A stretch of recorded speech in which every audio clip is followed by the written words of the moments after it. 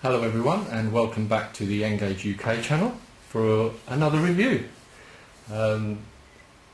This review is possibly a little bit overdue because this isn't the newest item out. It's been out a little while. This big box will give you a clue. Dapol Model Railways and instructions. Dapol Platinum release symbol here, DCC ready. And what we have here is item number ND122C, the HST Intercity 125 Executive Set. Dapol released this at the end of last year in several liveries. It's been a long time coming and much anticipated, in the classic blue-grey, in Virgin livery, in Executive, in Intercity Swallow. There's been First Great Western. I think they're up to about 6 liveries now. They originally announced both the book sets like this, which feature the power car, the dummy car and 2 coaches, and twin power packs of just the power car and dummy car, which I believe will be coming later this year. So if you've missed out on this and you do want to get one and your chosen livery sold out, then wait a month or two and hopefully the power cars will be out and more Mark III coaches to go with them.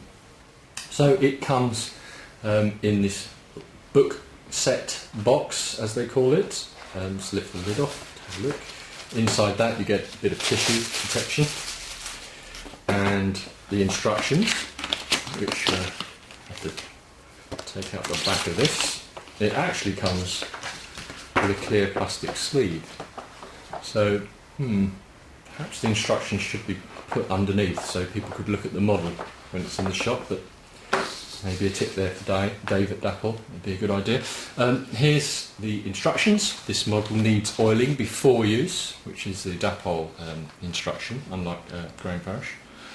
Power types. This is of course DC 12 volts, but it is convertible to DCC. The unit is fitted with a DCC board which features a 6-pin NEM socket. I believe you'll need 2, one for each end, because there are lights on both ends. Shows you where to oil. This one does have exposed gears to oil, so you don't have to pull the power bogie off to do it. And PCB fixing position. To remove the body is very simple on these, they just pull off the top.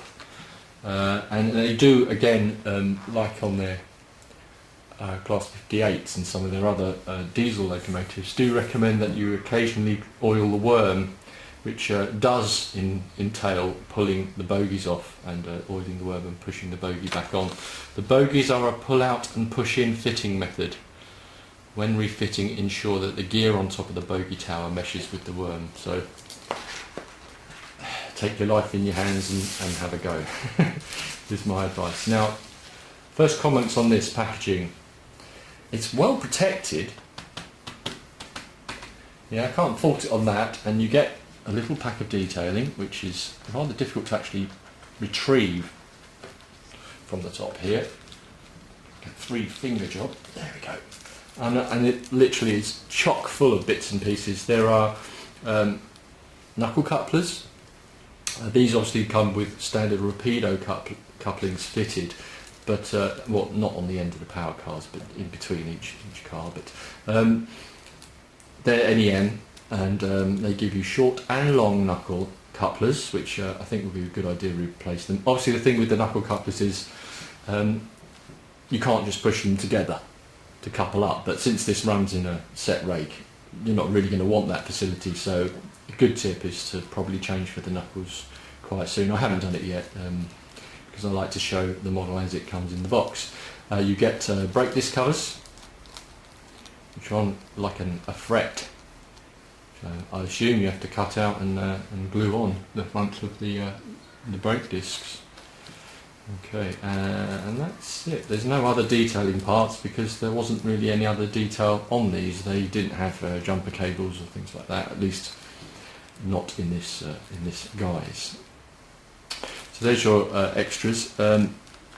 So well protected, nice extras, but I do have a slight issue with this, and that's it. It's just simply too tight. I mean, my hands aren't the biggest in the world, I don't have the fattest fingers, but getting these things out is, you know, you feel like you're going to damage the model doing it. So I do have a slight issue with that. I can understand that they don't want to go along the route like the Farish 4 CEP with 4 hard boxes, hard cases, but I think they need to perhaps think about just how, I'm going to try and take the power car out, just how much grip there is in this foam. It's extremely hard foam. It has no give in it whatsoever, you know. So I have to question the packaging a little bit. But looking at the model itself, I mean, first impressions, I mean, they've done it. I mean, it is the Class 43, it is the high-speed train. They've got the shape right, the livery is wonderful.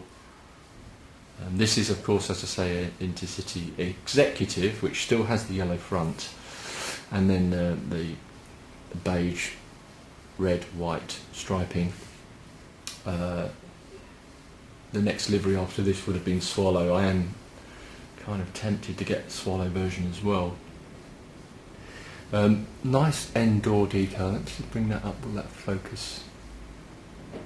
Yes, eventually it will focus on there. You get to like a door with a window in it, overhead warning signs, C3 for the Mark III type coaching stock.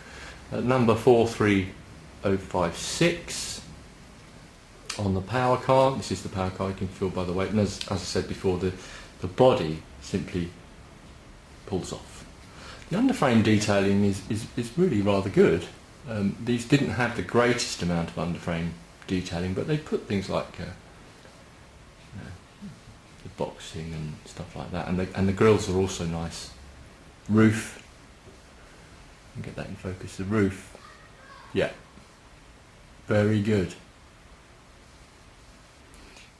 Anyway, enough of me getting my fingers in the way so you can't actually see the model. I'll get the display stand out and put probably the power car and one of the coaches out and just let you have a closer look at it.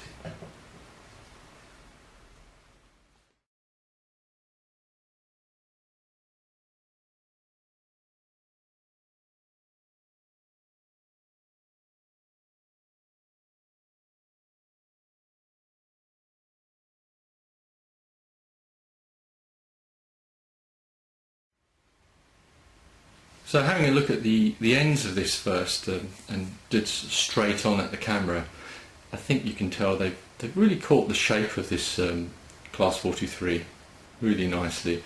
Fine windscreen wiper, obviously lights in both directions. I've put one of the power unit and one coach on the display stand, just that's as much as I can get on there, so non-powered unit is pretty much exactly the same. Let's just have a look slightly along the body side. Just going to adjust the camera. There we go. I think they've caught this livery really nicely. The classic Intercity 125 branding. The roof is excellent. Yeah, grills, really nice. Just go around a bit more.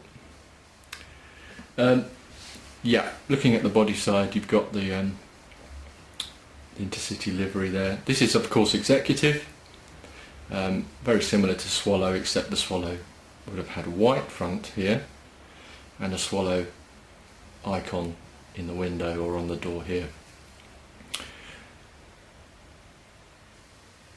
Nice bogey detail, underframe detailing, and this is with the standard rapidos which came with it. You get a fairly close coupling distance, and of course you can change those to a shorter rapido coupling.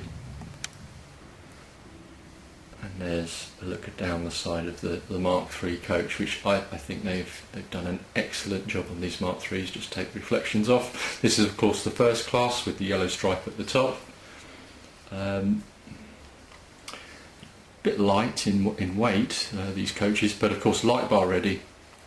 You can fit the light bars. If you want to look on my channel, you can see how to fit the light bars. I fitted them into one of these Mark IIIs and also into the 156 that I've got, which is a dummy unit. I already had light bars in the Class 153 when I bought it, Dapol Class 153. Just pan that around a bit more. Yeah, really nice. And if I go round the other way, I'll show you the other side. It just looks the business. I mean, I think you can just see in that gap there, just the sheer detail on the end of the coach, for instance. It's really good, really good.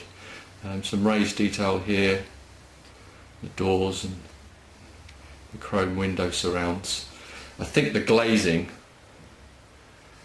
is really top quality for N-gauge.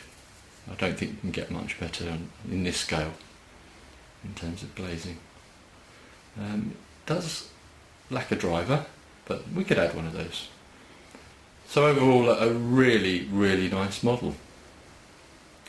But of course, we've got to see how it actually runs, and what follows are some clips of it running once again on the Model Railway Club test layout, and I think you can see from this that it's a really nice smooth runner.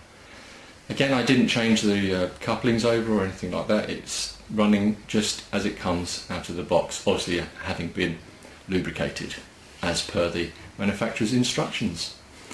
So here follow the clips. My rating for this, well, this is pushing 10 out of 10, this model. I think this is just fantastic.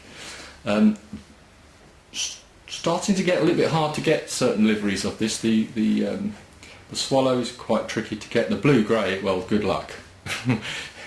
Good luck with the old 125 original blue-grey livery, because I think that's sold out. But they are going to be bringing out some power car sets with the power and dummy driving cars, and with more intermediate coaches coming out, you could make up your own 125 from those.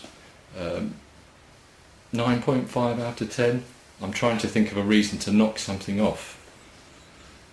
I think I'm going to knock half off just for the packaging, because I really think this is a platinum release from Dapol, and I have to say I don't think those bookset packages work very well.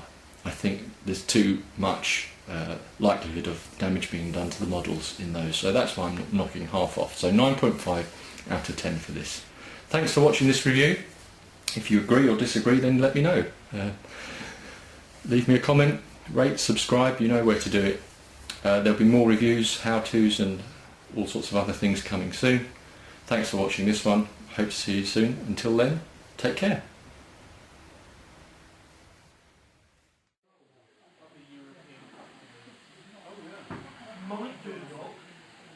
Is that on full speed?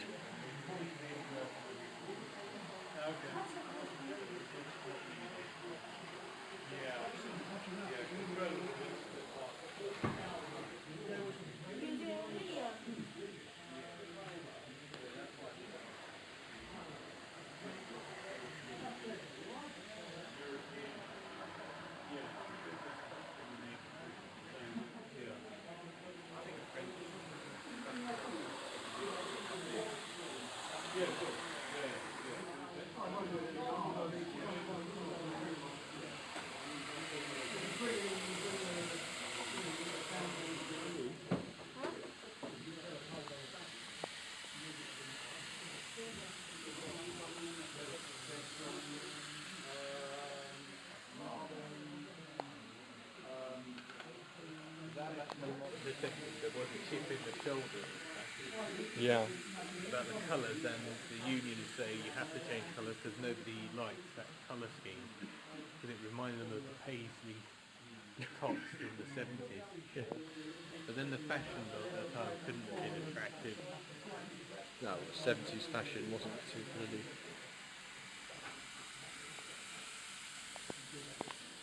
Yeah, I lost it. I put it somewhere.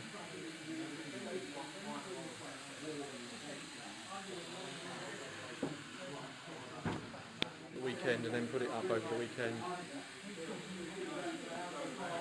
I'm never going to see it when I really want to do it because I have trains I want to do on YouTube.